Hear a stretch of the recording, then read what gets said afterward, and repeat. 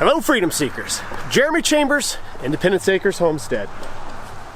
I've said this a lot, but it is another beautiful Saturday morning here in southeastern Michigan. It is 16th of October, but yet, man, it's like a spring morning out here.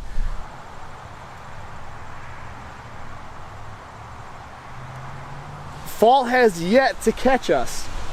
Usually by this time of the year, we've had 1 or 2 frosts, and we haven't got below 40 at night. So I'm pretty excited about how we're gonna have a little longer growing season this year. But today we're gonna be working on harvesting, well, we're gonna be cleaning this mess up over here. I've got some lavender in pots that I need to move around. I have some tomato plants that need to be pruned. And I have sage, thyme, and rosemary. That's right, sage, thyme, and rosemary over here in this small raised bed that I got to get out, and we're going to get into the dehydrator so that we can preserve it for the winter. So this year has not been great for any tomatoes in the garden. The plants have grown pretty well, but we really haven't seen any production. These tomatoes here, believe it or not, this is all mostly one type and one variety, maybe even one plant, I don't know, but this is that wild sweetie, makes these really itty bitty cherry tomatoes, and it's a very prolific grower. So let me just step in here, I'll show you what the tomatoes look like.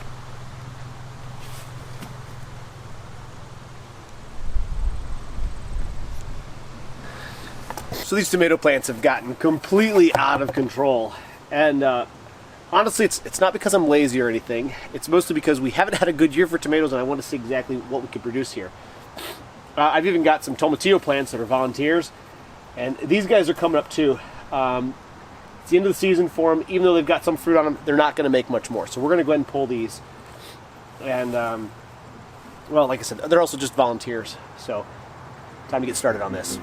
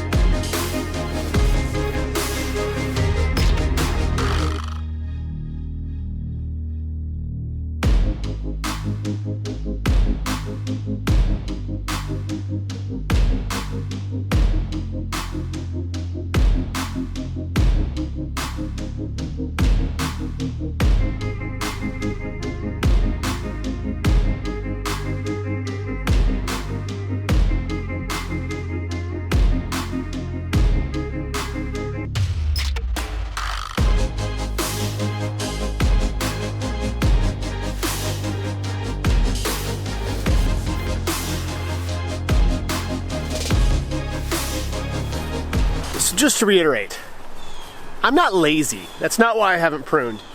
The biggest reason, well, besides the fact that I was waiting to see whether or not that stuff would grow, the other reason why I have not been pruning and cleaning up the garden as I should is because I really don't have a place to put my clippings right now.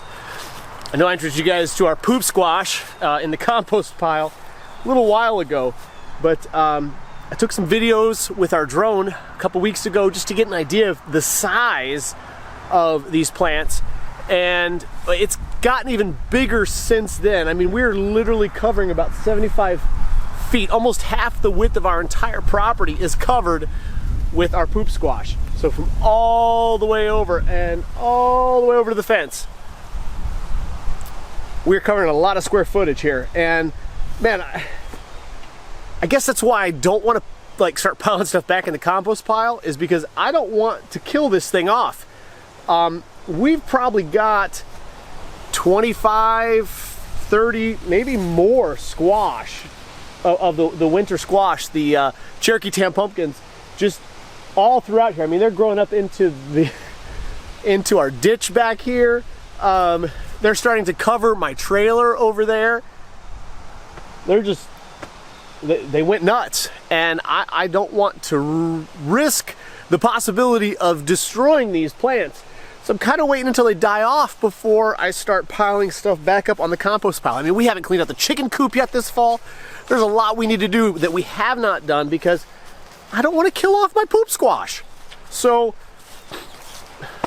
just, you know, save your comments. Don't be, oh, you're lazy. No, I'm not lazy, really. It's just, I'm trying to protect the poop squash.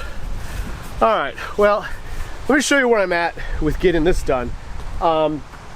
We have cut back the tomatoes back here. I actually have some some strawberry plants back here that I found.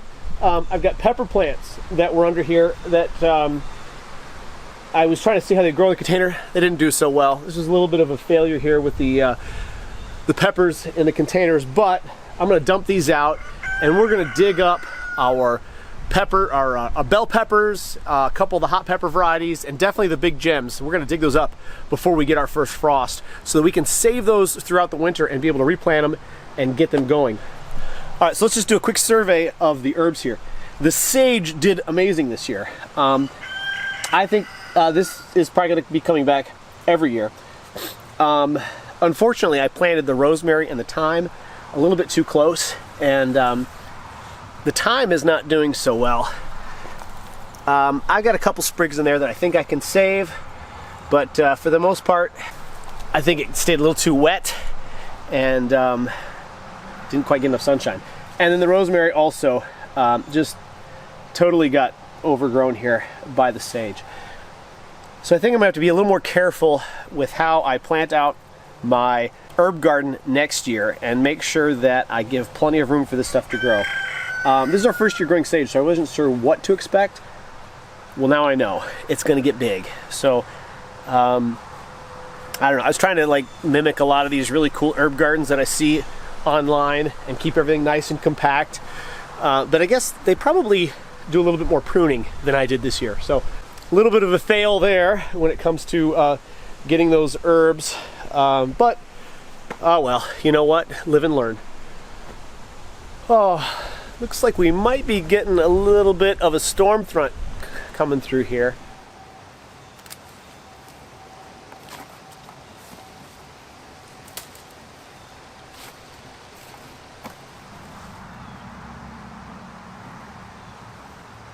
Definitely don't have the rosemary and thyme that I wanted to be dehydrating this year, but we're going to cut what we have and dry it up. That's one rosemary plant, didn't even make it.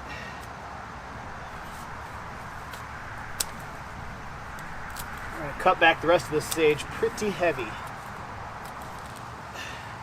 Another dead rosemary plant. All right, we've got a nice full box of sage, a little bit of rosemary, decent amount of time. Head into the house, let's get this washed and in the dehydrator. So the dehydrator we use is an Excalibur 9 tray. It is an older model. We've probably had it for going on 14 or 15 years now. But it works great for us. There's a lot of newer models that, you know, have digital displays and digital outputs, but it works pretty tried and true. So we're going to keep going with it.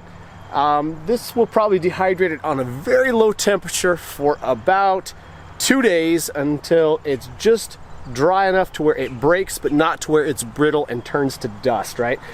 Because we want this to be usable and still maintain its good high quality flavor and that little bit of, you know, medicinal value that the herbs have. So low and slow in order to get them dehydrated. Well, that about wraps it up for today. A lot more stuff going on, and we will keep you updated as things progress here on the homestead. Don't forget to like and subscribe. Make sure you hit that bell also so that you get notifications every time we post a new video. We really enjoy growing and learning along with you. Until next time, God bless.